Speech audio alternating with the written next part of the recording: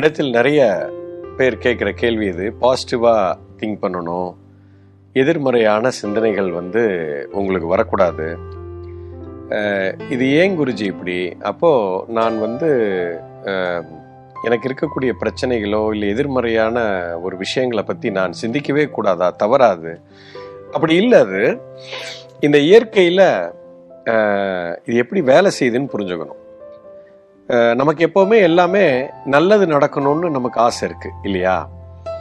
இப்போது இதை பற்றி பேசுகிறதுக்கு முன்னாடி இதுக்கு பின்னாடி இருக்கிற சயின்ஸை உங்களுக்கு சொல்கிறேன். ரொம்ப ரொம்ப சிம்பிள், ரொம்ப அற்புதமான விஷயம். அதாவது இப்போ மனசில் நமக்கு ஒரு சிந்தனை வரும். எண்ணம்னு ஒன்று இருக்குது அல்லது சிந்தனைன்னு ஒன்று இருக்குது. அதுக்கப்புறம் அந்த சிந்திக்கிற விஷயத்தை வச்சு நான் ஏதோ ஒரு வார்த்தையை நான் பயன்படுத்துகிறேன், பேசுகிறேன். அதுக்கு சொல்லுன்னு சொல்கிறோம். என்னுடைய பேச்சு, நான் பயன்படுத்தக்கூடிய வார்த்தை, அதை பேசி முடிச்சதுக்கப்புறம் எனக்குள்ள ஒரு உணர்வு ஒன்று ஏற்படும். அது ஃபீலிங்கு, அதாவது எண்ணம், சொல்லு, உணர்வு.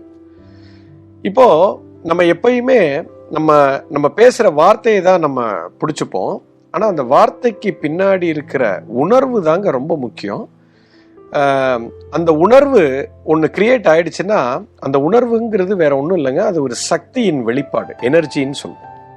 ஓகே, ஸோ நம்ம சிந்திக்கிற விஷயம், இப்போ ஒரு ரோஜா பூ அப்படின்னுங்கிறத நான் சிந்திக்கிறேன்.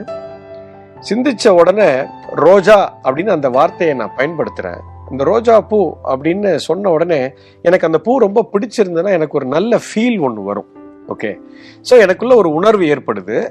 இந்த உணர்வு வந்த உடனே அதிலிருந்து ஒரு அதிர்வு உண்டாகும். ஏன்னா அது ஒரு எனர்ஜி. அது so it is converted to vibration. அந்த அதிர்வு போய் பிரபஞ்சத்தை போய் அடிக்குதுங்க. ஓகே, பிரபஞ்சத்தை அடிச்சு நான் எந்த மாதிரி உணர்வை வெளிப்படுத்துகிறேனோ அதே அதிர்வுக்குண்டான உணர்வு எனக்கு அது 10 மடங்கு 100 மடங்கு திருப்பி வரும். இதுதான் இயற்கையோட சட்டம். எனக்குள்ள இருந்து எந்த மாதிரி அதிர்வு போகிறதோ அதுவே 10-100 மடங்கு எனக்கு திருப்பி அடிக்கும். இதுதான் இதுக்கு பின்னாடி இருக்கிற சயின்ஸ். இப்ப நான் சந்தோஷமா இந்த கணத்துல எனக்குள்ள ஒரு உணர்வு இருந்துச்சு அப்படின்னு சொன்னா அந்த உணர்வு அதிர்வா மாறி போய் அடிச்சு திரும்ப எனக்கு அடுத்த கணமும் எனக்கு சந்தோஷமா இருக்கக்கூடிய சூழ்நிலைய எனக்கு அது உருவாக்கி கொடுக்கும். இதுதான் இயற்கையின் சட்டம். இப்ப நான் இந்த கணத்துல கோபமா இருக்கிறேன் அப்படின்னா, கோபமான உணர்வு எனக்குள்ள இருந்துச்சுன்னா அது ஒரு எனர்ஜி. அது நெகட்டிவா அந்த ஒரு அதிர்வை போய் அடிச்சு, ஓ இந்த கோபத்தை இந்த மாதிரி ஒரு விஷயத்தை தான் இவன் கேட்கறான், அவனுக்கு அதை தூக்கி கொடுப்போம் அப்படின்னு சொல்லி அடுத்து வரக்கூடிய ஃபியூச்சர் கணங்கள் எனக்கு கோபமா இருக்கக்கூடிய சூழ்நிலையை எனக்கு அது உருவாக்கும். இப்படித்தாங்க இயற்கை வேலை செய்யுது. நம்ம என்ன வார்த்தை பயன்படுத்துறோம் அப்படிங்கிறத வச்சு நமக்குள்ள ஏற்படுற உணர்வை வச்சுதான் அது போகுது. இப்போ உதாரணத்துக்கு உங்களுக்கு கடன் நிறைய இருக்கு, சரியா? இந்த கடன் தீரணும், ஐயோ என் கடன் தீரவே மாட்டேங்குது, இந்த கடனை எப்படியாவது நான் அடைக்கணும், என்னைக்கு நான் அந்த கடனை அடைக்கிறனோ எனக்கு அன்னைக்கு தான் நிம்மதி அப்படின்னு கடன் தீரணும்னு நான் நினைச்சுக்கிட்டே இருந்தேன்னா, இப்ப எனக்குள்ள உணர்வு எப்படி இருக்குன்னு, நான் கடங்காரனாவே இருக்கேன் அப்படின்னு எனக்குள்ள ஒரு கடங்காரனாவே அந்த மாதிரியான உணர்வு எனக்குள்ள இருந்துகிட்டே இருக்கும். அப்போ ரோட்ல திரியும் போதே நான் கடனை தீக்கணும், கடங்காரன் அப்படின்னா உள்ளுக்குள்ள நமக்கு சுகமா இருக்குதா இல்ல உள்ளுக்குள்ள ஒரு பாரமாக இருக்கிறது இல்லையா? அது ஒரு வருத்தத்தை கொடுக்குது, அது ஒரு நிகழ்ச்சியை கொடுக்குது. ஸோ இப்போ இந்த மாதிரி உணர்வு இருக்கும்போது அதிர்வும் மாறி போய் பிரபஞ்சம் என்ன தெரியுமா பார்க்கும், ஓஹோ இவன் இதைத்தான் கேட்கறான் போல, இந்த கடனை தான் கேட்கறான். இப்போ எவ்வளோ கடன் இருக்கு உனக்கு ஒரு 50 லட்சம் இருக்கா, இன்னும் கொஞ்சம் ஒரு 50 லட்சம் கடனை ஏற்றி விடு பார்ப்போம். ஏன்னா நீ எந்த மாதிரி அதிர்வை நீங்க கொடுத்தீங்களோ அதுதான் உங்களுக்கு திரும்பி 10 மடங்கு 100 மடங்கு திரும்பி வரும். அப்ப இப்ப நான் இதை எப்படி பார்க்கணும் அப்படின்னா, இப்ப கடன் எனக்கு தீரணும், ஆனா அதுக்கு என்ன வழி? வியாபாரத்தை பெருக்கணும் இல்லையா? அப்ப நான் வியாபாரத்தை நல்லபடியா பெருக்கணுமே, நான் நல்ல வியாபாரத்தை பெருக்கணும் அப்படின்னு நான் சிந்திக்க ஆரம்பிச்சேன்னா, வியாபாரம் பெருகுச்சுன்னா வருமானம் கூட வரும், கடன் தானா தீந்துரும். அல்லது வேலையில இருக்கிறேன்னா நான் இன்னும் நல்ல வேலை பார்த்தேன்னா எனக்கு ஒரு ப்ரமோஷன் கிடைக்கும், சம்பளம் அதிகமா வரும், என் கடனை நான் ஈஸியா தீர்த்துருவேன்.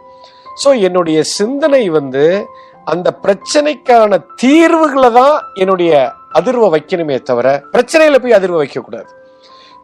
ஏன்னா பிரபஞ்சத்துக்கு நான் கடனை தீக்கணுங்கிற பாஷை புரியாது. அதுக்கு தெரிஞ்சது எல்லாமே உணர்வு, எனர்ஜி, அதிர்வு.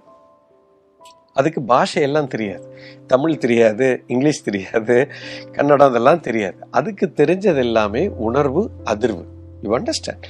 ஸோ இப்போ எனக்கு நான் உடம்பு பாடி வெயிட் அதிகமாக இருக்கு. நான் ஒரு 100 கிலோ வெயிட் இருக்கேன். வெயிட் குறையணும். ஐயோ எனக்கு வெயிட் குறைய மாட்டேங்குது, நான் வெயிட் எப்படியாவது குறைக்கணும் அப்படின்னா இப்போ உள்ளுக்குள்ள வெயிட்டா இருக்கிறீங்க. You understand? அப்போ வெயிட்டை குறையணும்னு நினைக்க கூடாது. நான் அவரை மாதிரி ட்ரிம் ஆகணும், நான் அந்த நடிகர் மாதிரி அப்படி இருக்கணும், அந்த கிரிக்கெட் பிளேயர் மாதிரி அப்படியே ஸ்மார்ட்டா ட்ரிம் ஆகணும். இப்ப சொல்லும் போதே ஒரு சந்தோஷம் இருக்கு, சொல்லும் போதே இதுதான் அதுக்கு தீர்வு. அந்த தீர்வைத்தான் நீங்க சிந்திச்சுக்கிட்டே இருக்கணுமே தவிர பிரச்சனையை சிந்திக்க கூடாது.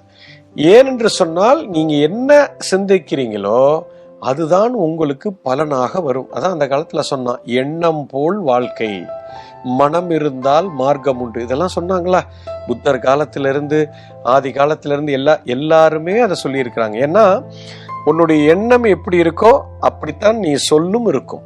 சொல்லு எப்படி இருக்குதோ அப்படித்தான் உணர்வு இருக்கும். உணர்வு இருக்கிற இடத்துல தான் சக்தி போகும். சக்தி போற இடத்துல அதிர்வு உண்டாகும். அதிர்வு என்ன உண்டாச்சோ அதுதான் உனக்கு பலனை கொடுக்கும். என்னைக்குமே இப்படித்தான் இது வேலை செய்யும். அதனாலதான் அந்த வார்த்தைக்கு அவ்வளவு முக்கியத்துவம் கொடுத்தாங்க. ஒவ்வொரு வார்த்தைக்கும் இப்ப ரோட்ல ஒரு பெண்ணு போகுது, அந்த பெண்ணை சிஸ்டர் அப்படின்னு நீங்க கூப்பிட்டீங்கன்னா அது உங்களுக்குள்ள ஒரு அதிர்வை ஏற்படுத்துது. சிஸ்டர்னா அக்கா, தங்கச்சின்னு சொன்னா ஒரு அதிர்வு ஏற்படுத்தும். பேர் சொல்லி கூப்பிட்டீங்க இல்ல வேற ஏதாவது ஒரு சொன்னீங்கன்னா உள்ளுக்குள்ள அதிர்வு மாறும், உணர்வும் மாறும். அண்ணான்னு சொல்றதுக்கும் மாமான்னு சொல்றதுக்கும் அந்த வார்த்தைக்கும் ஒரு அர்த்தம் இருக்கு. அது அந்த சொல்லுக்கு ஒரு உள்ளுக்குள்ள ஒரு அர்த்தம், ஒரு உணர்வு, அது ஒரு அதிர்வை ஏற்படுத்தும். ஸோ எந்த வார்த்தையை நீங்க பயன்படுத்துறீங்களோ அந்த வார்த்தை, அந்த word is attach to a particular energy and vibration. So அது ரொம்ப ரொம்ப முக்கியம். வாழ்க்கையில எப்பயுமே நம்ம பிரச்சனையை பார்க்க கூடாதுன்னு இல்லை, பிரச்சனையை பார்க்கணும், அதுக்குண்டான தீர்வு என்னன்னு பார்க்கணும்.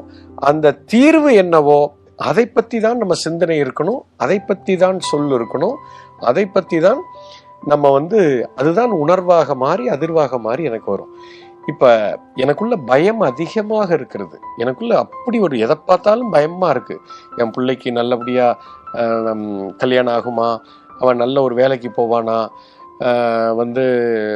என்னுடைய வியாபாரம் நல்லபடியா நடக்குமா, என் வேலை என்னால தக்க வச்சுக்க முடியுமா, என்னுடைய கடன் எல்லாம் இது மாதிரி நான் சிந்திக்கும் போது என்ன ஆகும்னா எனக்குள்ள ஒரு பயம் ஏற்படுகிறது, ஃபியர் ஏற்படுகிறது. அப்ப நான் பயத்திலிருந்து எப்படி வெளியில வருவதுன்னு பார்க்க கூடாது, எப்படி தைரியமாக இருக்கணும்னு பார்க்கணும். கரேஜ் அந்த இடத்துல தான் நான் ஃபோக்கஸ்டா இருக்கணும். ஸோ எல்லாமே இப்படித்தான் இயங்குது, இயற்கையில இப்படித்தான் இயங்குது. அந்த இயற்கைக்கு ஒத்திசைவாக நம்ம இருந்தா நமக்கு வாழ்க்கை ரொம்ப அற்புதமாக இருக்கும், எல்லா பலனும் கிடைக்கும், எல்லா நன்மைகளும் கிடைக்கும். அதனாலதான் அப்படி சொன்னாங்க, பாசிட்டிவா இரு அப்படின்னு சொன்னாங்க. புரிஞ்சிருக்கும்னு நினைக்கிறேன். எஸ்.